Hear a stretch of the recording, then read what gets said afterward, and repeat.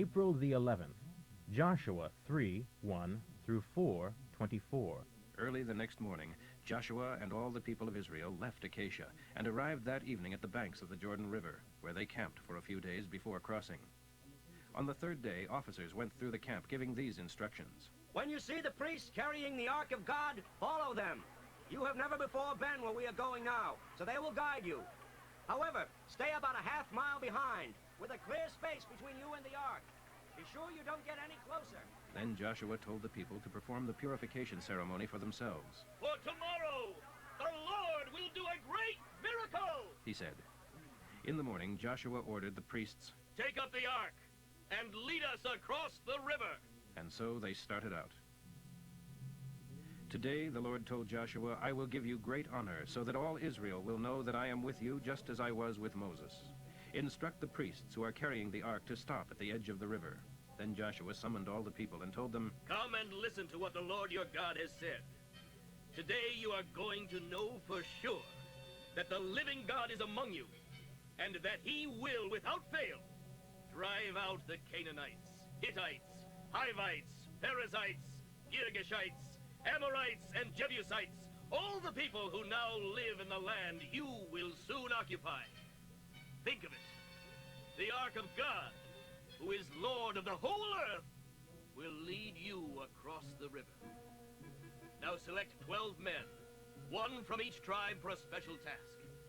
When the priests who are carrying the ark touch the water with their feet, the river will stop flowing as though held back by a dam, and will pile up as though against an invisible wall.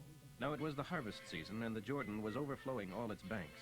But as the people set out to cross the river, and as the feet of the priests who were carrying the ark touched the water at the river's edge, suddenly, far up the river, at the city of Adam, near Zarathan, the water began piling up, as though against a dam. And the water below that point flowed on to the salt sea, until the riverbed was empty. Then all the people crossed at a spot where the river was close to the city of Jericho, and the priests who were carrying the ark stood on dry ground in the middle of the Jordan and waited as all the people passed by. When all the people were safely across, the Lord said to Joshua, Tell the 12 men chosen for a special task, one from each tribe, each to take a stone from where the priests are standing in the middle of the Jordan, and to carry them out and pile them up as a monument at the place where you camp tonight. So Joshua summoned the 12 men and told them, Go out into the middle of the Jordan where the ark is. Each of you is to carry out a stone on your shoulder, 12 stones in all, one for each of the 12 tribes. We will use them to build a monument, so that in the future, when your children ask, What is this monument for? You can tell them it is to remind us that the Jordan River stopped flowing when the Ark of God went across. The monument will be a permanent reminder to the people of Israel of this amazing miracle. So the men did as Joshua told them. They took 12 stones from the middle of the Jordan River, one for each tribe, just as the Lord had commanded Joshua. They carried them to the place where they were camped for the night, and constructed a monument there. Joshua also built another monument of 12 stones in the middle of the river, at the place where the priests were standing, and it is there to this day. The priests who were carrying the ark stood in the middle of the river until all these instructions of the Lord, which had been given to Joshua by Moses, had been carried out. Meanwhile, the people had hurried across the riverbed, and when everyone was over, the people watched the priests carry the ark up out of the river. The troops of Reuben, Gad, and the half-tribe of Manasseh, fully armed as Moses had instructed, and 40,000 strong, led the other tribes of the Lord's army across to the plains of Jericho. It was a tremendous day for Joshua. The Lord made him great in the eyes of all the people of Israel, and they revered him as much as they had Moses, and respected him deeply all the rest of his life. For it was Joshua who, at the Lord's command, issued the orders to the priests carrying the ark.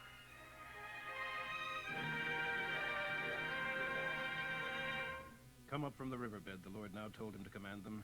So Joshua issued the order, and as soon as the priests came out, the water poured down again as usual and overflowed the banks of the river as before. This miracle occurred on the 25th of March. That day the entire nation crossed the Jordan River and camped in Gilgal at the eastern edge of the city of Jericho. And there the 12 stones from the Jordan were piled up as a monument. Then Joshua explained again the purpose of the stones. In the future, when your children ask you why these stones are here and what they mean, you are to tell them that these stones are a reminder of this amazing miracle, that the nation of Israel crossed the Jordan River on dry ground. Tell them how the Lord our God dried up the river right before our eyes, and then kept it dry until we were all across. It is the same thing the Lord did 40 years ago at the Red Sea. He did this so that all the nations of the earth will realize that Jehovah is the mighty God, and so that all of you will worship him forever. Luke 14:7 through 35. When he noticed that all who came to the dinner were trying to sit near the head of the table, he gave them this advice. If you are invited to a wedding feast, don't always head for the best seat. For if someone more respected than you shows up, the host will bring him over to where you are sitting and say, "Let this man sit here instead," and you, embarrassed, will have to take whatever seat is left at the foot of the table. Do this instead. Start at the foot. And when your host sees you, he will come and say, "Friend, we have a better place than this for you." Thus you will be honored in front of all the other guests. For everyone who tries to honor himself shall be humbled, and he who humbles himself shall be honored. Then he turned to his host.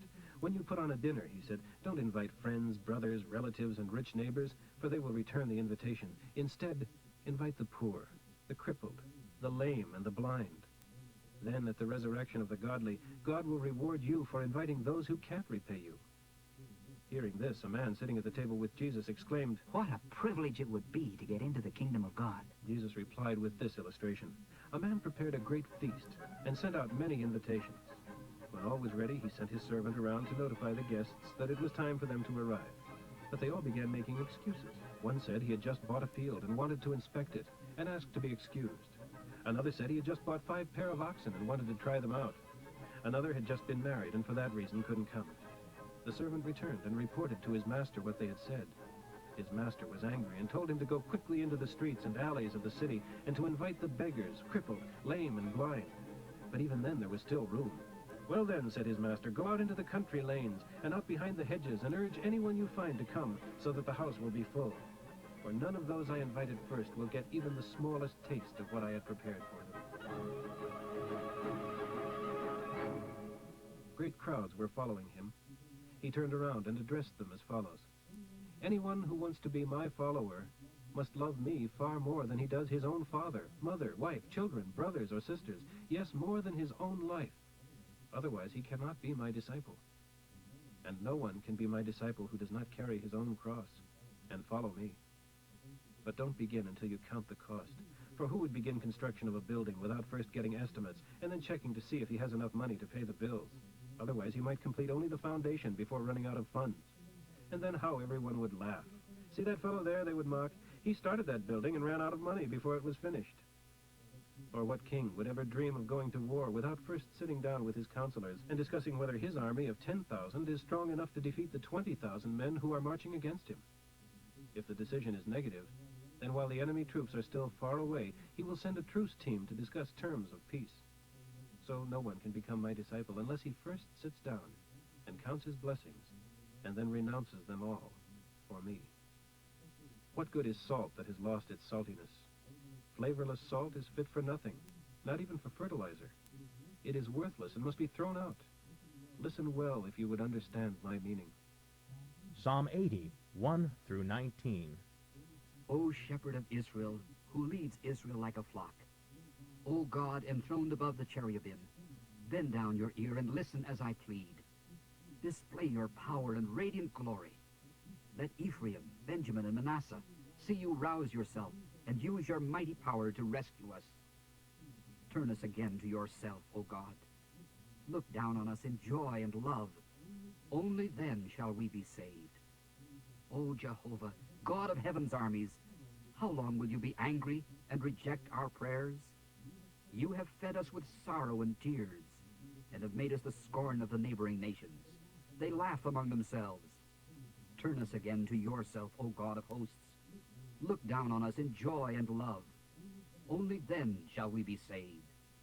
You brought us from Egypt as though we were a tender vine, and drove away the heathen from your land, and planted us. You cleared the ground and tilled the soil, and we took root and filled the land. The mountains were covered with our shadow. We were like the mighty cedar trees, covering the entire land from the Mediterranean Sea to the Euphrates River. But now you have broken down our walls, leaving us without protection. The boar from the forest roots around us, and the wild animals feed on us. come back, we beg of you, O God of the armies of heaven, and bless us. Look down from heaven and see our plight, and care for this, your vine. Protect what you yourself have planted, this son you have raised for yourself. For we are chopped and burned by our enemies. May they perish at your frown. Strengthen the man you love, the son of your choice, and we will never forsake you again. Revive us to trust in you. Turn us again to yourself, O God of the armies of heaven. Look down on us, your face aglow with joy and love. Only then shall we be saved. Proverbs for today, 12:27 through 28. A lazy man won't even dress the game he gets while hunting, but the diligent man makes good use of everything he finds. The path of the godly leads to life, so why fear death?